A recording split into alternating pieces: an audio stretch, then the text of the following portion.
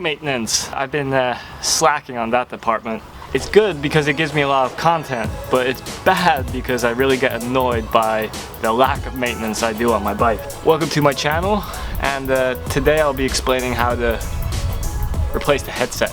You don't need a lot of tools to replace a headset. Pretty much all you need is a 6mm Allen key, some grease, and a brand new headset. Let's say in 90% of the times that would be enough. If you have like a strange top cap, compression cap, if it looks kind of like that, you'll need a ratchet head as well. Let's get started. Doesn't she just look good? So it's pretty straightforward. If you run a gyro like me, you gotta unhook that first. If you're brakeless, you're lucky. Next, you take your 6mm Allen key and you loosen up the pinch bolts of your stem.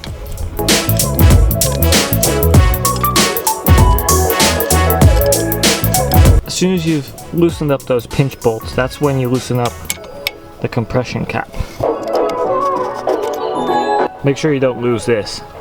When you've loosened the pinch bolts and taken out the compression cap, you can just wiggle those off.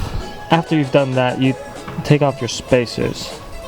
Don't lose those either. In fact, what you can do is lay them down in the order you took it off your bike. So the compression cap, then your stem with, in my case, a gyro plate, and the spacers. Now there's more parts to come, so you could just put them down there in the way they come off your bike. So next up, you take your forks and you slide them out of your bike. Like that. Don't drop them like I did. So there's bearings in the top and there's bearings in the bottom. Now, generally they stick, but be careful when you remove the forks that the bottom one doesn't fall out. Look how disgusting that is. So the reason I'm replacing these bearings, and it's not because they don't work. In my case, it's making a lot of noise because it has flat spots. I think I dropped my bike too many times. Make sure you have a cloth with you because it's a dirty job. Everywhere your bearing has been or sat on, make sure you just clean it off. Any dirt and grime and whatnot, just clean it off and make sure your forks and wherever your bearings sit in your frame, that they're clean as well. So generally when you buy a headset, it's gonna be a couple things. You're gonna have a dust cap, a ring to keep your forks in the center of your headset, 2 bearings, and this is the interesting bit. This is called a race. If you notice with my forks, you see that nice little edge there? That is a built-in race. That means I will not be needing this. If your forks don't have a built-in race, your forks will have one of these on there. Just slides like that and fits on nicely. When you replace the headset and you have one of these on your forks, it's best to replace this as well. The best way, or the easiest way to do so, it's not the best, but it's the easiest, is just take a screwdriver and just knock it down. Because the bearing drops down like that, sits on this, everywhere you have metal to metal contact, just put a little bit of grease on there. Put the grease on there to make sure the bearing doesn't stick to the fork and to make sure it doesn't make any unnecessary noises. So your bearing drops down like that. Should be nice and snug. Some more grease, and you can either put it on the top of the bearing or the inside of the frame, whatever you want. For the sake of the video, I'm putting it on the bearing. Next up, put the forks with the bearing back into the frame. Like so. Apply some grease on the top bearing as well. I keep using phrases like top and bottom bearing, but that's only the position they come in. They should be identical, so it doesn't matter which bearing goes where, just to be clear.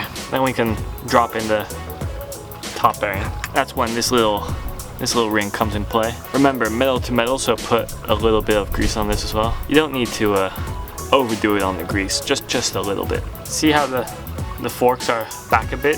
As soon as you put this little ring in there, it centers out. Then we can put the dust cap back on. She fits. You can grab your spacers again, slide those over, and then you can grab, in this case, the gyro plate and stem, and wiggle those back on the bike. You see this top edge? And you see that small little bottom edge? Well, this is the fork and this is the stem. Now you don't want that gap to be too big, and you don't want the fork to come out of the stem. If it does, you can adjust with the spacers. Next up, you can put the compression cap back in.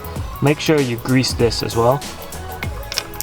Just grease the threads a bit and twist it back in. You're gonna tighten up the compression cap, tighten up the pinch bolts a little bit, and try to wiggle around.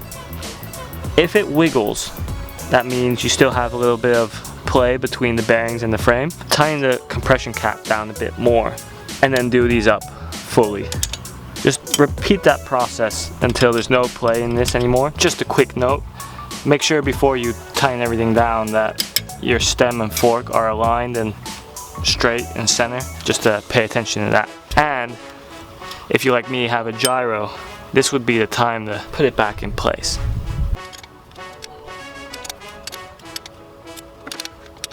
Make sure you tighten down those pinch bolts. That's really important. You don't want to mess that up. If you're done, like I am, bars should spin freely again. I'm really happy I did this because this was long overdue. If you were searching how to replace a headset and you watched this and you thought I was a great help, please leave me a thumbs up because I really like to know if I did a good job or not. I have plenty more I need to do to my bike to make it ready for an upcoming trip, so I'll keep these videos coming. If there's anything specific you guys want to know, please leave me a comment down below. Subscribe if you haven't yet. Thank you for watching, and go out and ride. See you guys later.